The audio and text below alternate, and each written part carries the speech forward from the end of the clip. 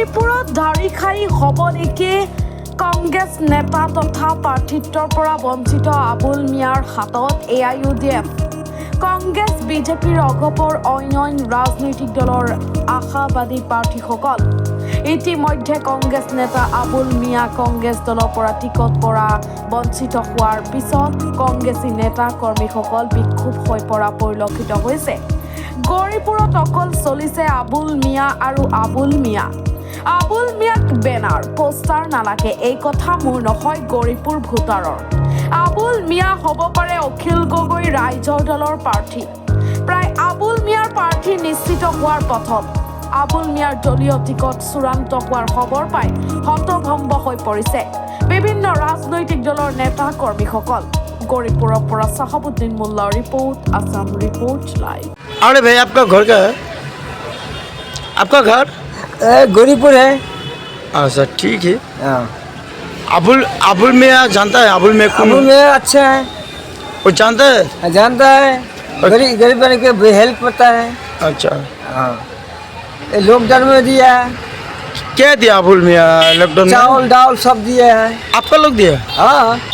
अच्छा अबुल मियाँ कांग्रेस का प्रार्थी है, उसको प्रार्थी नहीं दिया? नहीं, शोभान को दिया। हाँ। आप लोग किसका वोट दिया? अबुल मियाँ को देगा? अबुल मियाँ के वोट देगा। क्यों?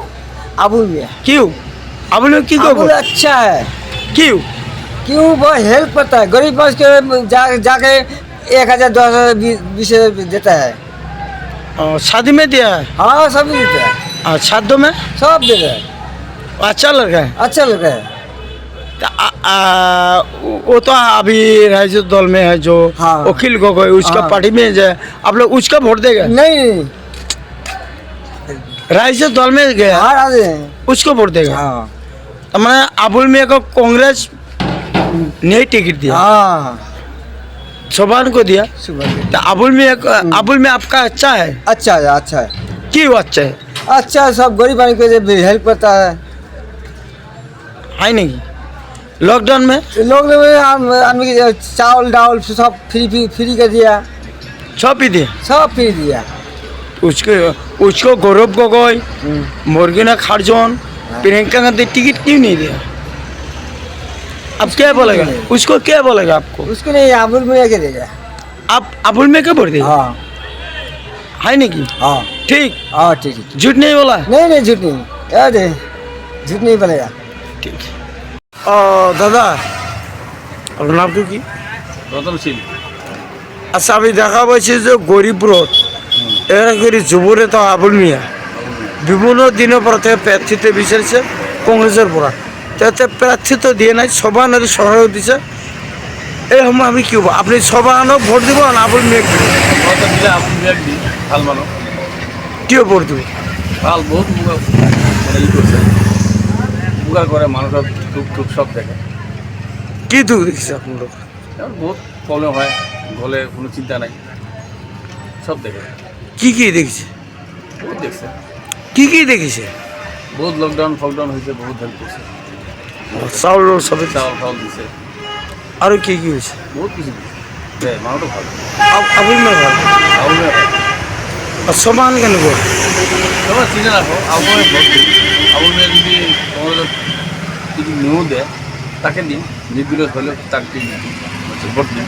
আচ্ছা কিছুমান ব্যক্তি কৈছে কচু পাতাত যদি হ্যাঁ দিন, কিছু কথা নীতি একই কথা না, একই কথা। আপনি গৌরীপুর সমষ্টিবাসী কি আহ্বান জানাবো? গরিবের উপরে গৌরীপুর সমষ্টিবাসী কি আহ্বান জানাবো যদি আবুল মিয়া কংগ্রেসের টিকিট দিয়ে নাই? আপনি সবাইকে কি কব? মই কম দিব নালাগে, আবুল মিয়াক দিয়ে নির্দলীয় খাইছে বা কিছু খাইছে তাকে দিয়ে, এটাই মই কম। হেল্ল', মই বৰ্তমান সংযুক্ত আছো গৌৰীপুৰৰ দুবাৰকৈ বিধায়ক বিধায়ক নিজৰ নামৰ লগত নিজৰ ডাঙৰীয়া আপোনাৰ কেনেকুৱা পদক্ষেপ হৈ আছে? হেল্ল', মই বৰ্তমান আপোনাৰ সংযুক্ত হৈ আছো। ইউটিউবৰ আপুনি প্ৰাৰ্থিত্ব হয়, আপুনি দুবাৰকৈ নিৰ্বাচিত হৈছে, এইবাৰ আপোনাৰ কেনেকুৱা ফলাফল হ'ব? ইনশাআল্লাহ মোৰ ফলাফল ভাল হ'ব। সভাৰ ডাঙৰীয়া কৈ আছে যে নিজৰ বিপুল ভোটত পৰাজিত হ'ব।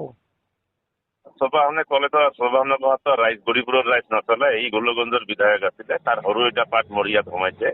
গৰিপুৰত মই 3বাৰ কৰি ইলেকশ্যন খেলিছো আৰু 2বাৰ কৰি ৰানিং বিধায়ক। যোৱাবেলি মই 50,000 ভোটত জিকিছো। আৰু এইবেলিয়ে আপোনালোকে নিজে সাংবাদিক হিচাপে গ্ৰাউণ্ড ৰিপৰ্ট পাব্লিকৰ মাজত যাওক, লওক, হা, চবেই নিজৰ নিজৰ মানে ফালে দাবী কৰিব। দাবী কৰাত আপত্তি কি আছে? ৰাইজেহে লাষ্ট সিদ্ধান্তটো দিব।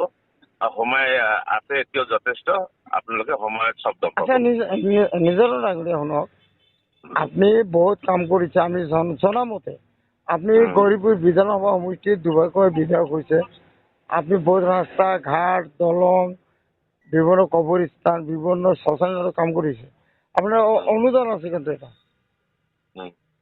এই ডেভেলপমেন্টের ওপৰত বেছ কৰি মানুহখিনি ভোট দিব। আৰু দ্বিতীয় কথাটো হৈছে ৰাইজৰ লগত সম্পৰ্ক স্থাপন কৰি ৰখাটো। সাধাৰণ শ্ৰেণীৰ মানুহখিনি যেতিয়াই মন কৰে তেতিয়াই লগ পায়। গাঁৱৰ ভিতৰুৱা অঞ্চলৰ ল'ৰা, আমি বিধায়ক হৈছো, ৰাইজৰ সুখে দুখে যিখিনি দুখীয়া মানুহৰ লগত মই আছো।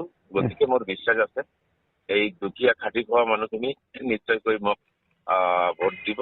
আৰু বিভিন্ন জাতি জনগোষ্ঠীৰ সমাৰোহে গৰিপুৰ সমষ্টিত বিভিন্ন জনগোষ্ঠীৰ লগত মোৰ এটা মিলাপ্ৰীতি আছে। এইকাৰণে মই যোৱাবেলিও সব যিমান মোৰ বুথ চেণ্টাৰ আছিল সব চেণ্টাৰতে সবে মোক ভোট দিছিলে। কোনো চেণ্টাৰত জিৰ' নাছিল, নীল যোৱা নাছিল। এইবাৰো তাৰ ব্যতিক্ৰম নিশ্চয় নহ'ব। গতিকে মই আশা কৰো আগন্তুক 26ৰ নিৰ্বাচনত মই বৃহৎ ব্যৱধানত জয়লাভ কৰিম। আচ্ছা, ইতিমধ্যে কিন্তু এটা মই দেখা পাইছো যে কংগ্ৰেসেৰ বিসম্বাদ হৈ আছে। যেনেকুৱা আবুল মিয়া এইটো নতুন কথা নহয়। কংগ্ৰেছৰ বিসম্বাদটো আজি নতুন কথা নহয়। এই নতুন কথাটো মানে 91ৰ পৰা চলি আছে বিসম্বাদ। ইয়াত সময় যেতিয়া ইলেকশ্যনৰ নিৰ্বাচনৰ বতৰ আহে কিছুমান মানুহ গছত উঠি দিয়ে আৰু এইটো বিসম্বাদ লাষ্টত গৈ এজন টিকিট পায়, বাকীবিলাকে বিগত সময়ত এইবিলাকক কিছুমানৰ হাতী কংগ্ৰেছ, কিছুমানৰ হাতী কংগ্ৰেছ, কিছুমানে বাছ কংগ্ৰেছ বিভিন্ন নামে আখ্যায়িত হৈছে। সাধাৰণ শ্ৰেণীৰ মানুহখিনি গম নাপায়, নেতাবিলাকৰ মনত অৰিয়া উৰি চলি থাকে। এইবিলাক গৰিপুৰৰ এইটো সহজ সৰল কথা, চবেই জানে, চবে বুজি পায়, সব ৰাইজে জানে এইটো। তো নিশ্চয়কৈ এইবাৰো তাৰ ব্যতিক্ৰম নহ'ব।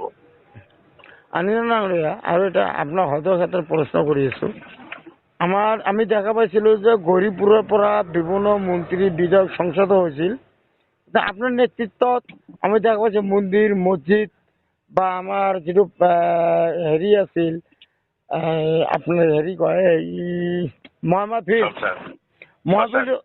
ফিল্ডৰ কামটো আপুনি কৰিছে। নিশ্চয়কৈ মহামায়া ফিল্ড নহয়, মোৰ সমষ্টিটো এনেকুৱা আছিল, পাহাৰ ভৈয়াম টাউন সব মিলি আছিলে, সব চৰ অঞ্চলো আছিলে। গোটেই অঞ্চলবিলাকত সমানুপাতিকভাৱে আমি ডেভেলপমেণ্ট কৰিবলৈ পাইছো।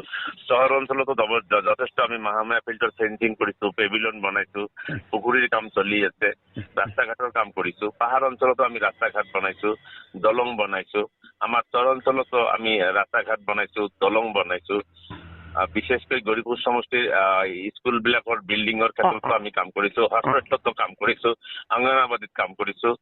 আমি কবৰস্থান, ঈদগাহ মাঠ, শ্মশান সমানুপাতিকভাৱে যিখিনি সমস্যা আছিল সব কাম কৰিছো। এতিয়া পঞ্চায়ত লেভেলত সৰু সুৰা কিছুমান কাম কৰিব লগা আছে। পঞ্চায়তৰ লেভেলত কামখিনি ঠিক হৈ উঠা নাই, সেইখিনি মই স্বীকাৰ কৰো। আমি যোৱাকালি দেখা পাইছো যে ভৰাইবাৰীৰ পৰা বিভিন্নজন আপোনাৰ দলত যোগদান কৰিছে। হয়, ছাত্ৰালগাৰ পৰা কিছুমান মানুহ আহিছিলে, কালি জইন কৰিছে। আৰু আপোনাৰ যোগেদি এটা কথা কৈ থওঁ, আজি কোনোবা এজন আপোনালোকৰে সহপাঠী বন্ধু হ'ব। মই 1 সপ্তাহ আগত মৰিয়ালী ঘাট টু ৰায়পুৰ ৰাস্তাৰ 3 কিলোমিটাৰ ৰাস্তাৰ অপেনিং কৰিছো। আজি মোৰ দৃষ্টিগোচৰ হৈছে ছচিয়েল মিডিয়াৰ যোগেদি। কোনোবা এজন সাংবাদিক আমিনুৰ এইটো কি কয় গ্ৰাছৰুট লেভেলত গৈ এই অপেনিং কৰা ৰাস্তাৰ কামটোৰ ওপৰতে নিউজ কৰি আছে। এই সাংবাদিক বন্ধুজনক মই খবৰ ল'ব লাগে ডিপাৰ্টমেণ্টেলি কোনটো ৰাস্তাত কি কাম চলি আছে, মই বিভিন্ন গৰিপুৰত দেখা পাইছো ভাৰতবৰ্ষ স্বাধীন হোৱাৰ পিছত 1947 চনত ভাৰত স্বাধীন হৈছিল। তাৰপিছত দেখা পাইছো যে বিভিন্নজন মন্ত্ৰী হৈছিল গৰিপুৰত, বিধায়ক হৈছে, সংসদীয় সচিব হৈছে, কিবা অধ্যক্ষ হৈছে, কিন্তু আপোনাৰ নিচিনা আমি দেখা পোৱা নাই। নিশ্চয়কৈ আপুনি গম পায় চেমচনৰ কোটি পাৰ্ট 2 বৰমতৰ বুলি কয় আৰু 2 নম্বৰ নৱচাৰ বুলি কয়। তাত দলং বিলাক নাছিলে, কিন্তু এতিয়া দলং বিলাক হৈছে। লালপুৰা অঞ্চলত দলং নাছিল, দলং হৈছে। এয়াৰপৰ্টৰ নাম দি ৰাস্তা হৈছে।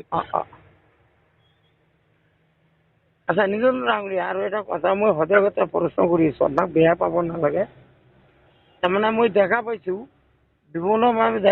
বিভিন্নজন নেতা, পালি নেতা, গৰীবৰ পৰা বিধায়ক বা সংসদীয় সচিব বা আমাৰ মন্ত্ৰীও হৈছে। কিন্তু আপুনি নিশ্চয় কাম কৰিব পৰা নাই।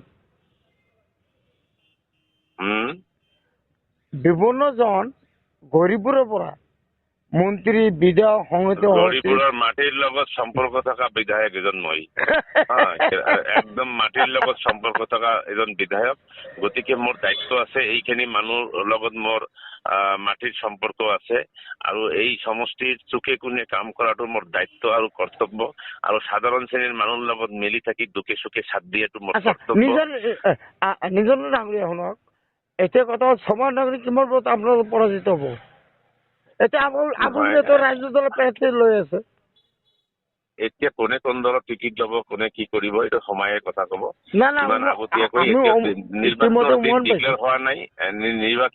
ডিক্লেয়াৰ হোৱা নাই, ইমান এডভান্স এইবিলাক কথা কৈ ৰাইজক চমক দিয়া, মানে এইবিলাক বস্তু মই বেয়া পাওঁ। সময় আহক, সময়ে কথা ক'ব, সময়ে উত্তৰ দিব। গৌৰীপুৰত এতিয়া মই এটা কথা কৈ আছো আপোনাক, গৌৰীপুৰত ভাৰতবৰ্ষৰ স্বাধীনতা 3বাৰকৈ বিধায়ক হোৱা নাই।